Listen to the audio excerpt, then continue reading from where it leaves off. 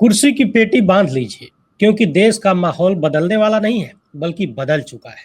जी हाँ, जो देश के बुजुर्ग नहीं कर पाए, अधेड़ नहीं कर पाए, कहीं न कहीं नौजवान भी नहीं कर पाए, वो अब छोटे-छोटे बच्चे करने लगे हैं, सड़कों पर उतरने लगे हैं और ऐसा माहौल तैयार होने लगा है, जिसको बातों से, भाषणों से और डंडे से खासकर सँभालना बहुत मुश्किल है। हम बात कर रहे हैं शिक्षा व्यवस्था की।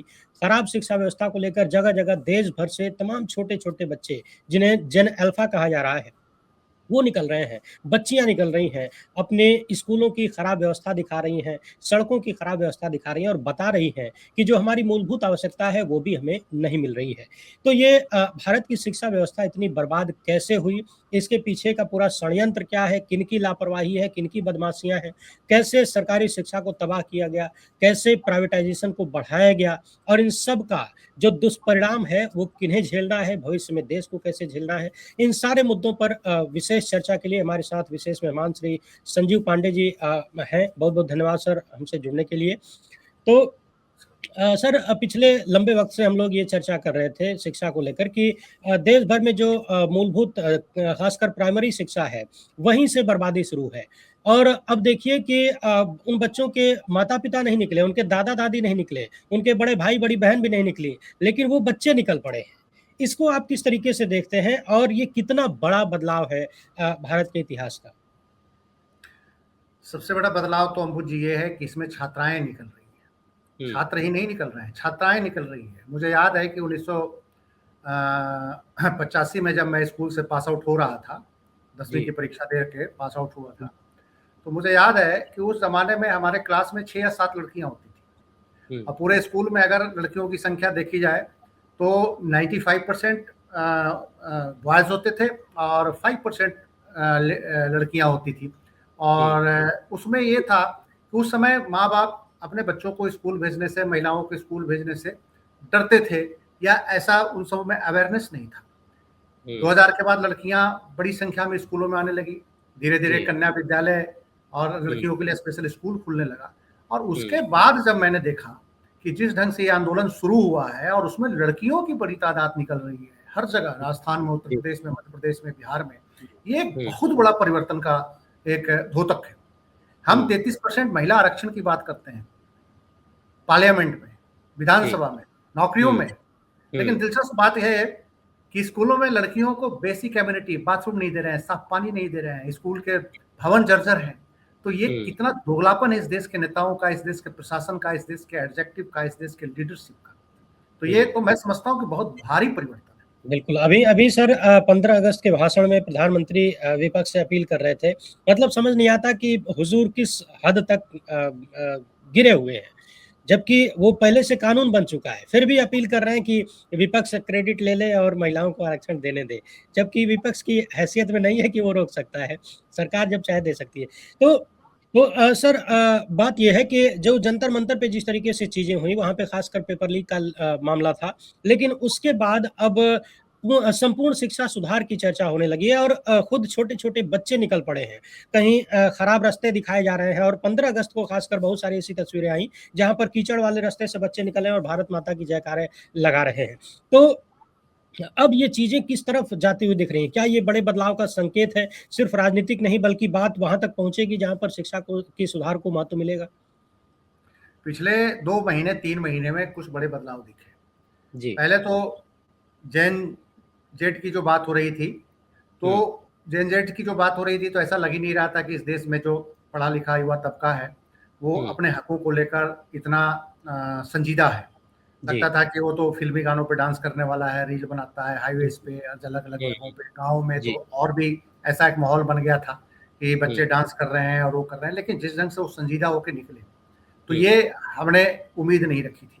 हुँ। अब उससे ये बड़ा एक जो धमाका ये हुआ है कि हमें यही उम्मीद नहीं थी कि ये बच्चे जो स्कूल में हैं, अभी 7वीं में पढ़ रहे हैं, 8वीं में पढ़ रहे हैं, 9वीं में पढ़ रहे हैं, उससे भी कम उम्र के बच्चे। हाँ, उसी उससे भी कम उम्र के बच्चे जिनका हुँ, बर्थ 2008-9 में हुआ है, 7 में हुँ। हुआ होगा, 2011 में हुआ होगा। अभी सर मैं कई वीडियो देख रहा था जिसमें 7 साल, 8 साल, 9 साल तक के बच्चे जो है छोटे-छोटे बच्चे वो नारे लगा रहे हैं और डिमांड कर रहे हैं हमारी माँगें पूरी करो। और उनकी माँगें पूरी करो तो ऐसा नहीं है कि किसी ने उनको सिखाया है। हुँ, उनको अपनी माँगों के बारे में पता है। उनकी जी, मांगों के मांग है कि स्कूल में बाथरूम नहीं है, स्कूल में पंखा नहीं है, स्कूल में बैठने की कुर्सियां नहीं है, स्कूल में टीचर नहीं है, स्कूल के हुँ, भवन जर्जर हैं। और जो हुँ, सबसे बड़ी बात जानते हैं क्या है? सबसे बड़ी बात ये मुझे नजर आ रही है कि ये उन लोगों के बच्चे कर रहे हैं जो पिछले 14 के बाद देश की आजादी कह रहे थे कि 14 में देश की आजादी आई थी। हुँ, तो वो जो जिनके माँ बाप अंधभक्त थे, उनके हुँ, बच्चों का आंखें इतनी जल्दी खुल गई, मैं इस बात से बहुत ज्यादा हैरान हूँ।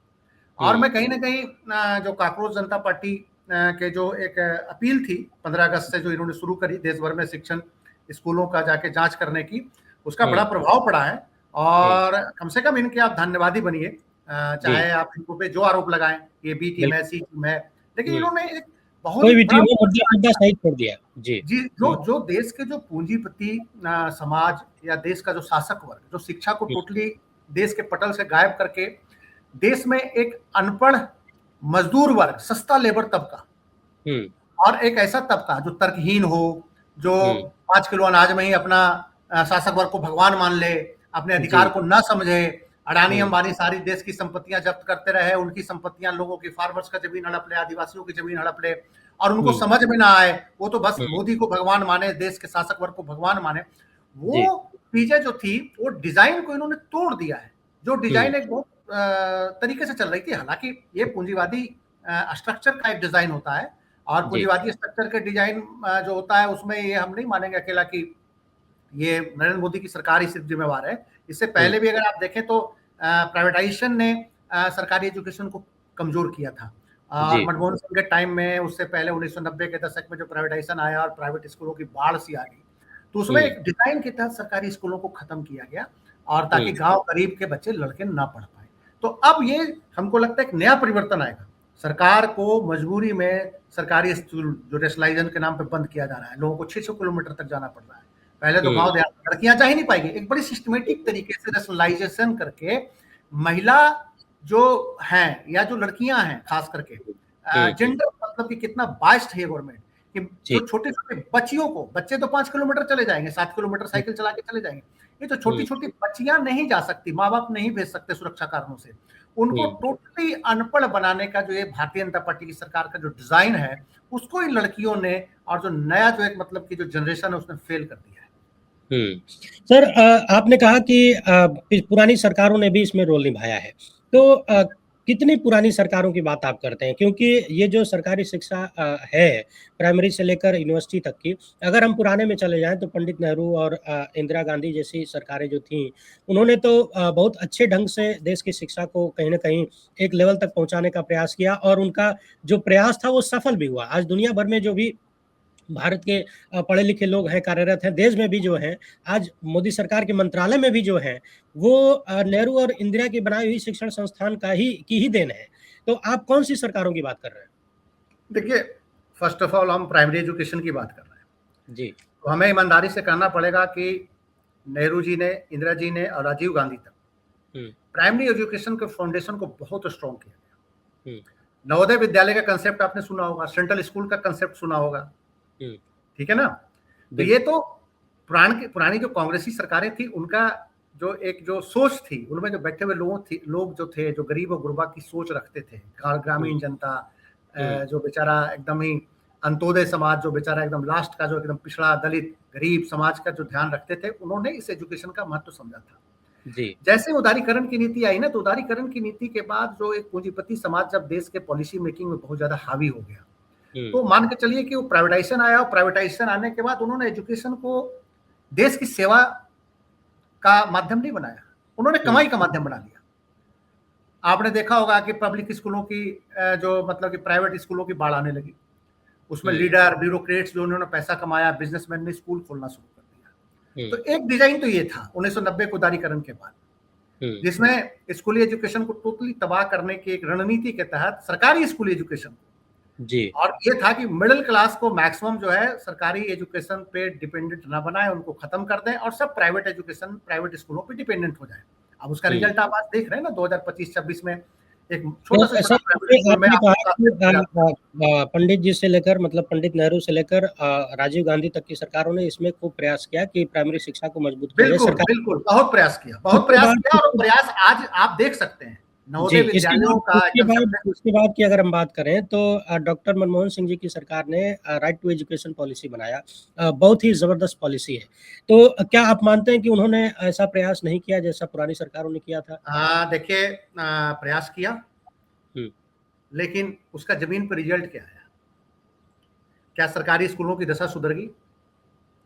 राइट टू एजुकेशन आपने कागज़ों में दे दिया, हुँ, लेकिन आप देखिए कि सरकारी स्कूलों का खस्ताहाल बिल्डिंग बनाने के लिए आपने क्या किया?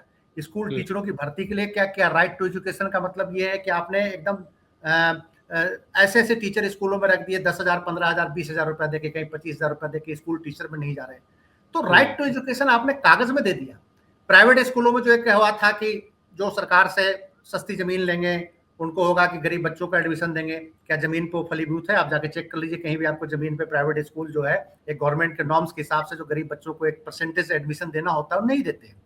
और हुँ, सरकारी स्कूलों की दशा नहीं सुधरी।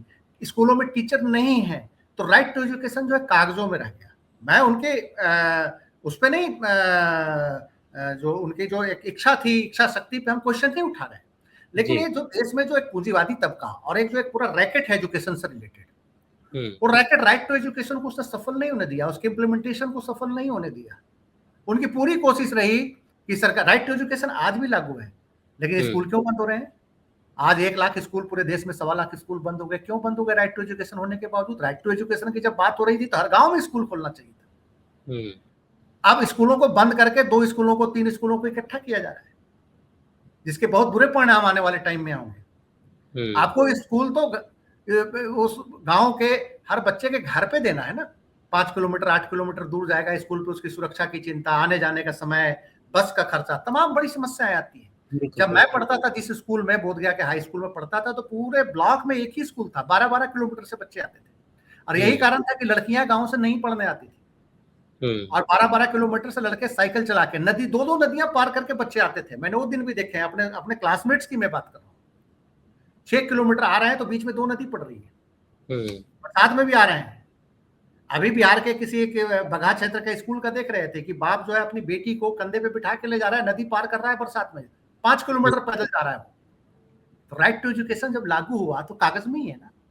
चाहे मनमोहन सिंह की सरकार रही हो, चाहे नरेंद्र मोदी की सरकार रही हो। उनकी हुँ। ईमानदारी पे हमारा क्वेश्चन है कि उसको लागू क्यों नहीं किया ढंग से? लागू लागू कायदे से क्यों नहीं हो क्यों पाया? बंद किया जाता है? स्कूल जी। क्यों बंद किया? हुँ, हुँ।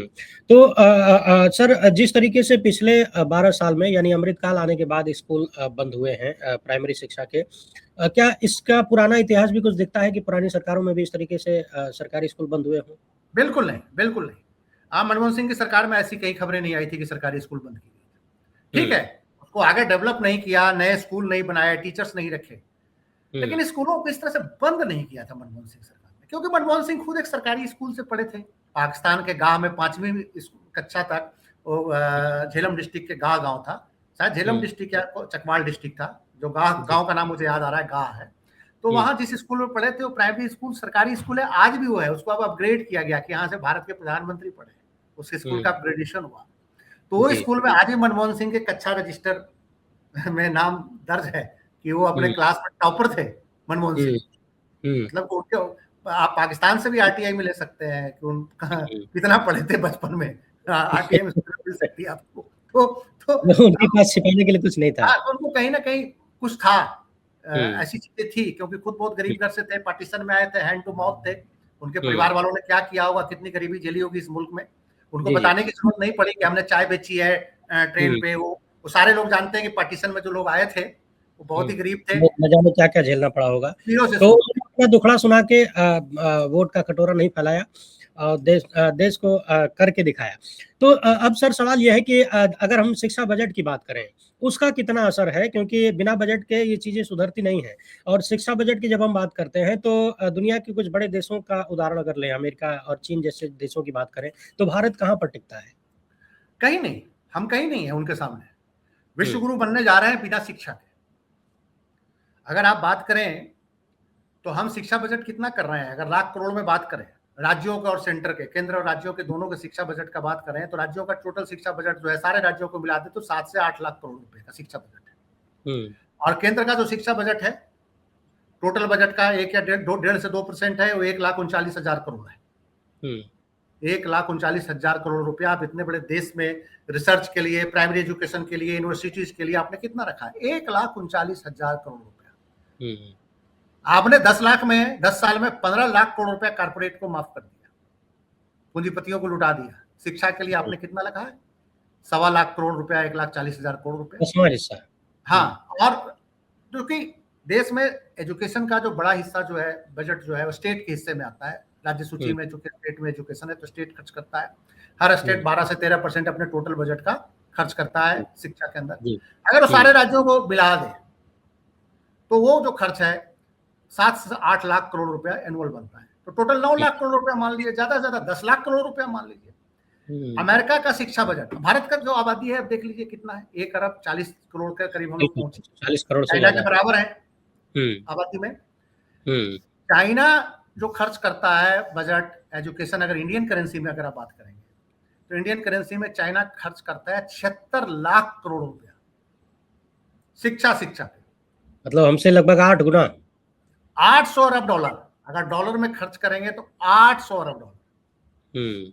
हम अगर डॉलर में खर्च करेंगे तो 8 लाख करोड़ को आप 96 रुपया से कर दीजिए, 9 लाख करोड़ को, आपको पता चल जाएगा कि कितना है। और वो मैक्सिमम आप अगर सारे राज्यों को मिला लेंगे, उसको मिला लेंगे तो 80 अरब डॉलर, 90 अरब डॉलर।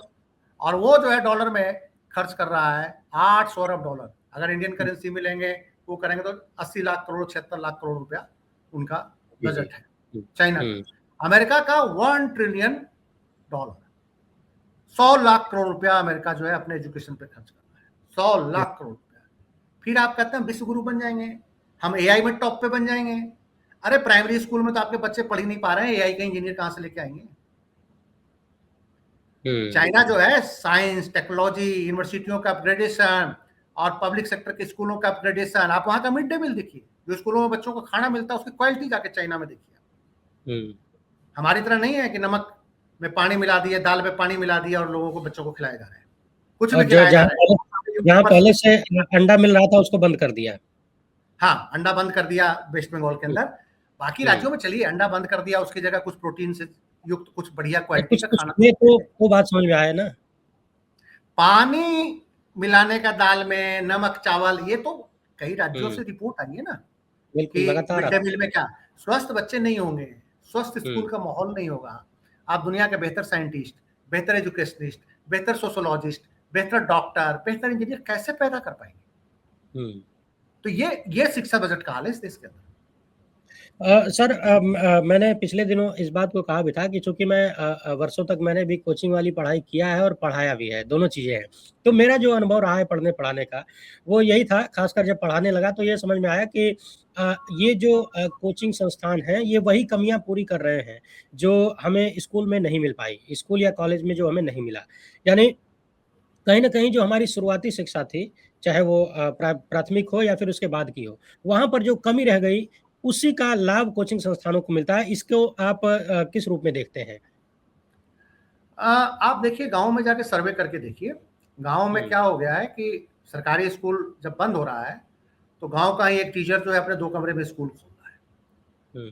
और बहुत सारे बच्चे जो 8वीं 9वीं 10वीं में जब सरकारी स्कूल की स्थिति बहुत बदहाल हो गया है तो जिला हेडक्वार्टर या आसपास के ब्लॉक में छोटे छोटे मशरूम की तरह कोचिंग सेंटर आपको दिखेंगे 5 से 7 कमरे में। जो 10वीं के परीक्षा की भी अब तैयारी बिहार जैसे राज्य में मैं देख रहा हूँ, मैं अपने राज्य की बात करूंगा, मैं दूसरे राज्य की बात नहीं करता। बिहार में आप जिले के तहसीलों में चले जाइए, एक एक दो कोचिंग सेंटर मिल जाएंगे।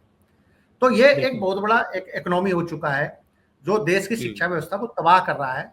और आप मत समझिए कि बहुत समझदार लोग हैं, बहुत तबाह कर रहा है, तबाह वो कर रहा है, तबाह सरकार अपनी जिम्मेवारी से हट रही है। तो सरकार जब अपनी जिम्मेवारी से हटेगी तो कोई ना कोई तो उसका लाभ कमाएगा ना, पहली बात। और वो उनका कोई बहुत स्टैंडर्ड नहीं है। एक कोचिंग सेंटर जो है जिले हेडक्वार्टर से प्रदेश हेडक्वार्टर में, उनका तो फिर भी कुछ स्टैंडर्ड है। अब इनकी पूरी इकोनॉमी समझिए। भारत का शिक्षा बजट कितना है? भारत का शिक्षा बजट गवर्नमेंट ऑफ इंडिया रख रही है 1,40,000 करोड़ रुपया। राज्यों का टोटल 8 लाख 9 लाख करोड़ रुपया का एनुअल एजुकेशन बजट है। कोचिंग सेंटरों का धंधा जो है बताते हैं कि 20 से 25 लाख करोड़ रुपया एनुअल है। मतलब कि सरकार और राज्यों ने विचार कर लिया कि सब कुछ इन धंधेबाजों को ही दे दो। लेकिन क्या आप ये चेक कर रहे हैं कि कौन सी क्वालिटी का एजुकेशन दे रहा है वो, क्या पढ़ा रहा है? कहीं ये तो नहीं बता रहा है कि इब्राहिम लोदी जो है मारा गया था, ये तो नहीं बता रहा है ना कि क्या कहा जाता है, अंग्रेज 1857 में ही भारत छोड़ के भाग गए थे। ये तो नहीं बता रहा है ना कि भारत की आजादी 1947 में नहीं 2014 में मिली थी। ये क्वालिटी भी तो आपको देखना होगा ना एजुकेशन सिस्टम में। प्लस क्या वो कोचिंग सेंटर जो है या छोटे छोटे स्कूल खुले अफोर्डेबल है? अफोर्डेबल है? अगर एक छोटा सा स्कूल या कोचिंग सेंटर जो है 500 रुपया 1000 रुपया भी महीने में ले रहा है, तो आप समझ लीजिए कि जो 5 किलो अनाज वाला है वो 1000 रुपया 1500 रुपये कहाँ से दे देगा उस कोचिंग सेंटर में अपने बच्चों को पढ़ाने के लिए? क्या उसके पास है?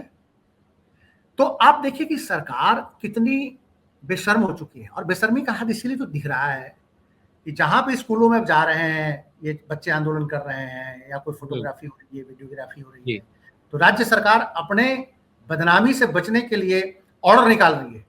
स्कूल के अंदर कोई वीडियोग्राफी नहीं होगी, कोई फोटो नहीं खींचा जाएगा, प्रिंसिपल की अनुमति के बिना आप स्कूल में जा नहीं सकते। तो ये जो तमाम चीजें जो आ रही हैं वो इसलिए तो आ रही है। अगर आप बहुत ही निष्पक्ष हो, आपका सिस्टम ठीक है, तो आप खुद ही बुलाइए सारे फोटोग्राफर्स को, सारे पत्रकारों को। ये तो झूठ फैलाया जा रहा है। देखिए कितना बेहतर एजुकेशन सिस्टम है, बच्चे कितना बढ़िया स्कूल में बैठे हैं, टेबल भी है, कुर्सी भी है, पंखा भी है, कहीं प्लास्टर नहीं गिर रहा है, कहीं छत नहीं गिर रहा है, सारा कुछ है। तो अगर कोई राज्य सरकार प्रतिबंध लगाती है कि आप स्कूल प्रेमिसेस में, स्कूल के परिसर में जा नहीं सकते, तो आप समझिए कि ये कहीं ना कहीं छुपाने के लिए बहुत कुछ है। हो रही है, छुपाने के लिए बहुत कुछ है, इसलिए इस तरह की पाबंदियां लगाई जा रही हैं। तो एक चीज और है सर, बहुत जगहों से खबरें आई हैं कि जब ये लोग युवा जा रहे हैं प्राथमिक विद्यालयों, सरकारी स्कूलों को देखने दिखाने, तो कथित रूप से भाजपा के लोग हमला कर रहे हैं। तो इसमें बीजेपी आरएसएस का क्या नुकसान है, क्या एक्सपोजर है? वो लोग क्यों डरे हुए हैं इससे, और उनका प्लान क्या है? क्या वो भी चाहते हैं कि पूरे देश की शिक्षा व्यवस्था एकदम तबाह रहे, बर्बाद रहे? देखिए 3-4 स्तरों पे 2014 के बाद एजुकेशन सिस्टम को खराब किया गया। जैसे सीबीएसई बोर्ड के बहुत सारे सिलेबस के कई चीजें हटा दी गई। मीन्स कि आप अपने बच्चों को दुनिया के बड़ी प्रतियोगिता में भाग लेने से वंचित कर रहे हैं। अगर आप सल्तनत काल हटाते हैं, मुगल काल हटाते हैं, या इतिहास के कई पन्नों को हटा देते हैं, तो क्या इंग्लैंड में जाकर अमेरिका में क्या कम्पीट कर पाएगा? तो एक तो आरएसएस का डिजाइन ये था जी। उस डिजाइन में अभी तक ये कामयाब है। दूसरा डिजाइन था कि यूनिवर्सिटियों में ऐसे ऐसे कचड़ा प्रोफेसर भर दो जिनको ना कुछ पढ़ाने आता है, वो कारसापन के, मौर्य काल के जो कारसापन को रुपया में पढ़ाना शुरू कर दें हिस्ट्री। मैं जब इलाहाबाद यूनिवर्सिटी में पढ़ता था तो एक हमारे टीचर थे, वो कहते थे चंद्रगुप्त मौर्य ने इतना रुपया दिया तो लड़कों ने जाके शिकायत कर दी हेड ऑफ डिपार्टमेंट से, प्रोफेसर साहब साइंस एंड हिस्ट्री डिपार्टमेंट के जो हेड ऑफ डिपार्टमेंट थे, ये तो मुद्रा ही नहीं था रुपया, उस समय कारसापन था प्रोफेसर साहब ने वो असिस्टेंट प्रोफेसर साहब को बुला के बहुत डांटा, कहता रहे तो इलाहाबाद यूनिवर्सिटी प्रोफेसर लग गया और तुमको पता ही नहीं कि मुद्रा उस समय का क्या था, मौर्यों का मुद्रा क्या था, गुप्तों का मौर्य क्या मुद्रा क्या था, ये तो पढ़ लेते, कौन सा मुद्रा में वो करते थे, रुपया पढ़ाने लगा।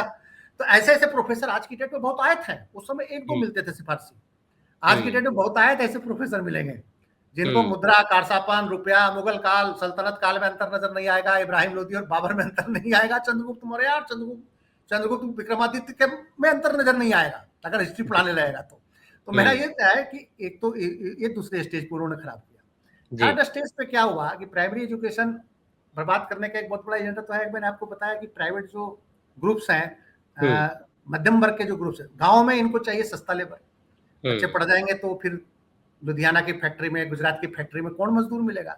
बीजेपी को एक परेशानी वहां हो रही है, अरे सरकारी स्कूल अगर सुधर गए तो गुजरात के फैक्ट्री के मजदूर कहाँ से मिलेंगे, महाराष्ट्र की फैक्ट्री में मजदूर कहाँ से मिलेंगे, अडानी जी को सस्ता मजदूर कहाँ मिलेगा, अंबानी को सस्ता लेबर कहाँ मिलेगा? गाँव में मनरेगा खत्म ही कर दिया है, तो मजबूरी में जो अनपढ़ लोगों का कहाँ जाएगा, शहरों में जाएगा, 5,000-8,000 पे काम करेगा जी। तो एक डिजाइन तो ये है। दूसरा डिजाइन ये है कि बहुत सारे जो पॉलिटिशियंस हैं उनके प्राइवेट स्कूल्स भी हैं, उन पे भी क्वेश्चन अब उठेगा आने वाले टाइम में। बिल्कुल, इनको बर्बाद करके इनको किया गया, तो अपना प्रोटेक्शन भी है कि सरकारी स्कूलों को रिवाइव करने के नाम पे कहीं प्राइवेट स्कूल के जो इकोनॉमी है उसको ना टारगेट कर ले बच्चे, बंद करो इनको भी, ये पैसा कमा रहे हैं, लूट रहे हैं। क्योंकि अगला टारगेट क्या होगा? प्राइवेट स्कूलों की लूट।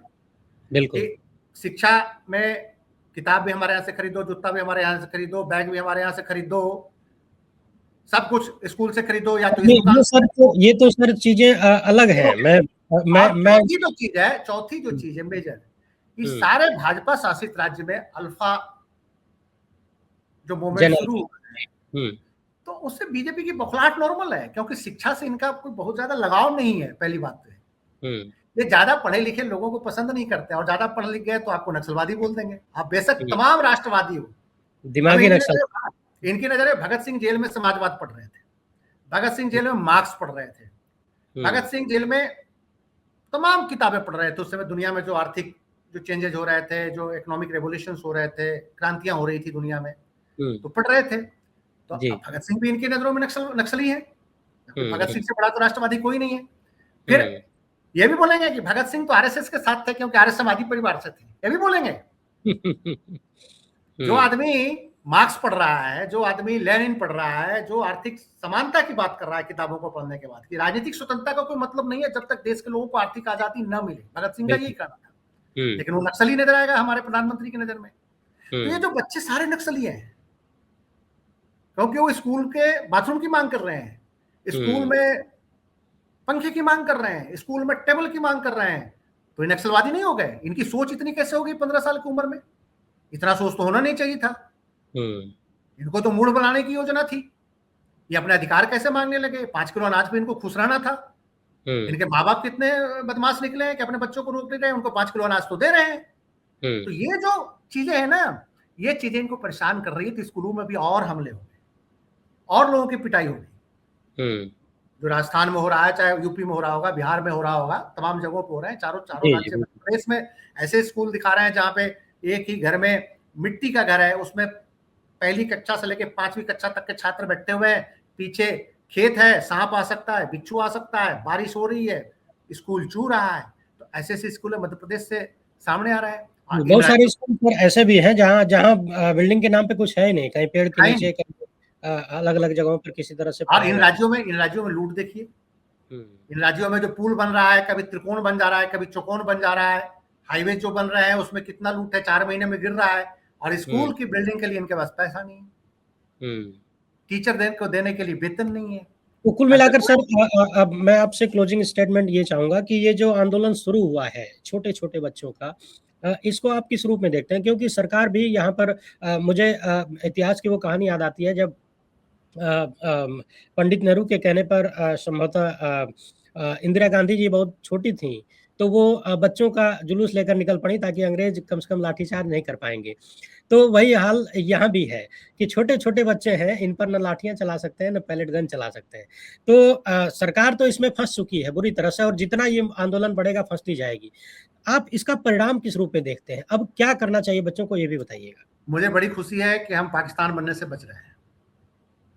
जो जमाते इस्लामी और जनरल जियाउल हक का डिजाइन था, या मुस्लिम लीग का जो डिजाइन था, जिना का जो डिजाइन था, और जिना के बाद जमाते इस्लामी जैसे पार्टियों ने जो डिजाइन रचा था पाकिस्तान के अंदर, जनरल जिया जैसे शासकों ने इस्लामीकरण किया उस देश का, आज वो देश तबाह हो गया। उनके पास कुछ नहीं है। हम वो बनने जा रहे थे, अब हम बच जाएंगे, क्योंकि इन्हीं बच्चों को जमाते इस्लामी के डिजाइन पे आपने तैयार करना था। हिंदू इस्लामी, हिंदू क्या बोल सकते हैं, हिंदुत्ववादी बनाना था। पढ़ाई लिखाई छोड़ के बस अपना जय श्री राम का नारा लगाओ, पढ़ाई लिखाई छोड़ दो। अरे भैया, राम हमारे निजी है, राम हमारे दिल में बसते हैं। मस्जिद के बाहर नारा लगाने से हम भगवान राम के भक्त नहीं होंगे। लेकिन हमारे बच्चों को ये तैयार करना चाहते थे कि आप राम भक्त तब तक नहीं बनोगे जब तक किसी मस्जिद के बाहर जाके मौलवी को 4 गाली नहीं दोगे, जब तक किसी मुसलमान के घर पे जाके आप भगवा नहीं फहराओगे, जो एक मिश्रा जी बहराइच में कर रहे थे। आपको याद होगा, मिश्रा जी का कत्ल हो गया। पढ़ी लिखी कम्युनिटी, मिश्रा जी आजकल बहुत चर्चित हैं, इसलिए मैं नाम नहीं लूंगा, ला के निकाल देते हैं। उधर खालसा में चिट्ठी निकाल दिया तो भी मिश्रा जी है। तो वो जो है, वो मिश्रा जी पढ़ाई लिखाई छोड़ के मुसलमान के घर पर चढ़ गए। मिश्रा ही थे ना शायद, मुझे याद है। तो ऐसे लड़के तैयार करने का जो डिजाइन था, ये बहुत ही आप धन्यवाद ही रहिए इन अल्फा बच्चों। इसके लिए हम धन्यवाद उन लड़कों को भी देते हैं, वो कांग्रेस जनता पार्टी वालों को भी देते हैं, उन्होंने जागरूक किया है। कांग्रेस इसमें थोड़ी पीछे रह गई, कांग्रेस को आगे आना चाहिए था, क्योंकि कांग्रेस अपनी लिगेसी भूल रही है। कांग्रेस नेहरू जी, इंदिरा जी के जो परंपरा है उसको भूल, ये जो चीजें बर्बाद की जा रही हैं, ये तो कांग्रेस की सरकारों ने ही बनाया था, तो प्राथमिक जिम्मेदारी कहीं ना कहीं उन्हीं की बनती थी। कहीं ना कहीं राहुल गांधी मिस करते हैं। नीट पेपर में भी वो मिस कर रहे थे, कॉकरोचों ने आगे लीड लिया। इसी ढंग से ये बच्चों के एजुकेशन को मिस कर रहे थे। आरटीआई मनमोहन सिंह ने लेके आया था, आरटी लेके आए थे। देश में बड़े बड़े इंस्टीट्यूशन नेहरू जी और इंदिरा जी की देन है, इवन कि राहुल गांधी के पिताजी राजीव गांधी की बहुत प्राइमरी एजुकेशन में देन है। जी, आप जाके नवोदय विद्यालयों का स्टैंडर्ड देखिए, कितना अच्छा राजीव गांधी ने तैयार किया था।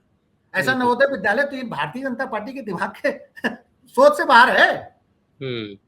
ये सोच भी नहीं सकते कैसे स्कूल खड़ा किए जा सकते हैं। सेंट्रल नहीं स्कूल इनकी सोच सोच नहीं से बाहर सकते, ये की बेच चीजें हैं। सकते हैं। सेंट्रल स्कूल इनकी सोच से बाहर चीज है। हुँ, सैनिक स्कूल इनके सोच की बाहर चीज है, जो अब अडानी को देने की योजना बन रही है। हुँ, इनके दिमाग में अपना कुछ थोड़ी है। जो नेहरू जी ने जो दिमाग से बनाया, इंदिरा जी ने जो बनाया, जो राजीव गांधी ने जो बनाया, उसी को तो ये बेच रहे हैं हुँ, एजुकेशन में भी। इनके पास अपना इतना दिमाग कहाँ है कि ये कर जी, देंगे। हुँ, तो मेरा ये मानना है कि ये हम आप जो है कम से कम पाकिस्तान के राह पे नहीं जा रहे हैं। देश हुँ, सुरक्षित रहेगा, देश इकट्ठा रहेगा, देश की यूनिटी बनी रहेगी, देश का जो एक फैब्रिक है, डाइवर्सिटी है, वो बचा रहेगा। क्योंकि हुँ, आने वाले ही बच्चे आगे ये देश को संभालेंगे।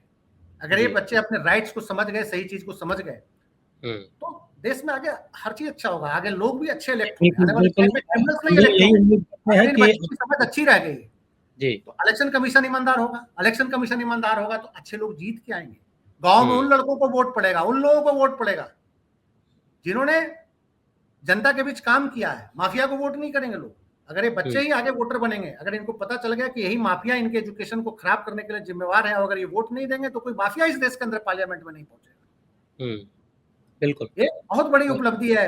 भगवान हुँ। करे कि ऐसा मूवमेंट और तेज पकड़े, इन बच्चों का मूवमेंट और तेज पकड़े। बिल्कुल, हम भी ये उम्मीद करते हैं कि बच्चे निर्णायक फैसला करवा के ही अपने इस आंदोलन को समापन की तरफ ले जाएँ और जब तक बदलाव के स्पष्ट दृश्य नज़र ना आए तब तक पीछे नहीं हटना है, रुकना नहीं चाहिए क्योंकि शिक्षा के बिना कोई भी मुल्क विश्वगुरु तो छोड़िए, ज़िंदा भी नहीं रह सकता। बहुत-बहुत धन्यवाद सर, हमसे जुड़ने के मैं लिए। एक लाइन लास्ट में कंक्लूड कर देता जी, हूं कि इन जी। लड़कों ने विपक्ष को रास्ता दिखा दिया है। सत्ता पक्ष तो हुँ, नहीं समझेगा। हुँ, राहुल गांधी को भी रास्ता दिखाया है, क्षेत्रीय दल जो विपक्ष में उनको भी रास्ता दिखाया है, और हुँ, कांग्रेस जनता पार्टी भी कहीं ना कहीं, ठीक है आंदोलन उन्होंने शुरू किया है, लेकिन वो सीखेंगे, इन बच्चों से भी जी, सीखेंगे, बिल्कुल, वो भी सीखेंगे। बिल्कुल। बहुत-बहुत धन्यवाद।